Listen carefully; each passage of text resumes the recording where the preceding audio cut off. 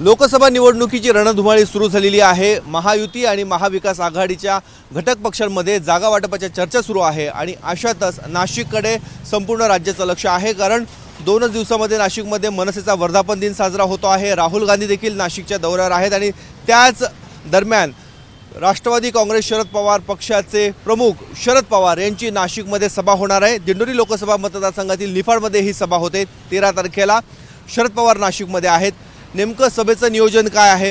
राहुल गांधी आणि शरद पवार एकाच दिवशी नाशिक जिल्ह्यामध्ये असणार, त्यामुळे त्यांची भेट शक्य होणार आहे का, या संदर्भात चर्चा करण्यासाठी आपल्यासोबत आहेत राष्ट्रवादी काँग्रेसचे प्रदेश उपाध्यक्ष गोकुळ पिंगळे। पवार साहेब नाशिकमध्ये येत आहेत, काय तयारी चालू आहे, कसं नियोजन आहे? येत्या 13 तारखेला आदरणीय शरदचंद्रजी पवार साहेब, जयंत पाटील साहेब आमचे नाशिकमध्ये येत आहे आणि नाशिक म्हणजे हे पवार साहेबांवरती प्रेम करणारा हा नाशिक जिल्हा आहे।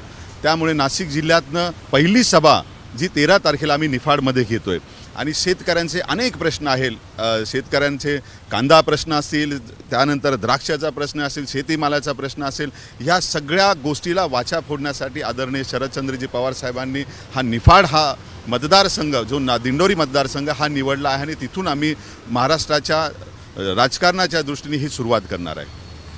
दिंडोरीला एक मोर्चा झाला, ट्रॅक्टर मोर्चा झाला, चांदवडमध्ये देखील तुम्ही मोर्चा काढलेला होता आणि त्यानंतर आता पवार साहेब नाशिकमध्ये आहेत। नाही, आज पवार साहेब जे आहे, पवार साहेब आल्यानंतर जी काही उत्स्फूर्त असा प्रतिसाद ह्या सर्व जनतेला मिळतो आणि आमच्या कार्यकर्त्यांना मिळतो, त्यातनं मोठा संदेश जातो आणि आमचा जो मतदारसंघ हा बारामतीनंतर पवार साहेबांना मानणारा सर्वात मोठा मतदारसंघ आहे हा दिंडोरी मतदारसंघ। त्यामुळे दिंडोरीतनं आम्ही सुरुवात करणार आहे। त्याच दिवशी राहुल गांधी यांची भारत न्याय जोडो यात्रा नाशिकमध्ये येणार आहे, नाशिक जिल्ह्यामध्ये येणार आहे। ते मालेगावच्या जवळ असतील, पवार साहेब निफाडच्या जवळ असतील, कुठे काही भेटचा योग आहे का?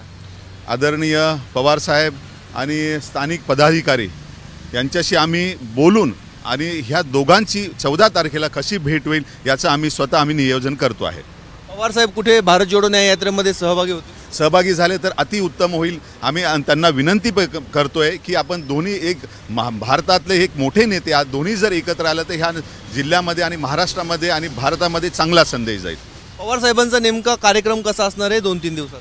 पवार साहेब 13 तारखेला सकाळी 11 वाजता नाशिकमध्ये येणार। नाशिकमध्ये आल्यानंतर त्यांचा एक 1.5 तासाचा इथले स्थानिक पदाधिकारी आहे त्यांच्याबद्दल काही चर्चा होणार आहे। त्यानंतर इथून निफाडमध्ये जाणार आहे।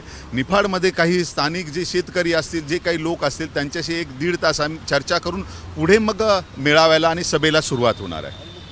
मुक्काम एमराल पार्क नाशिकमध्ये।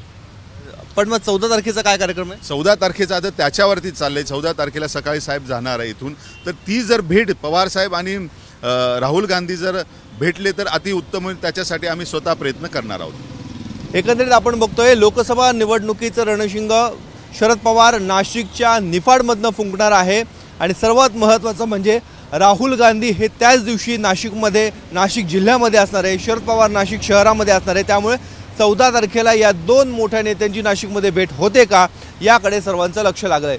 कॅमेरामन मयूर बारगेसह मुकुल कुलकर्णी, एबीपी माझा, नाशिक।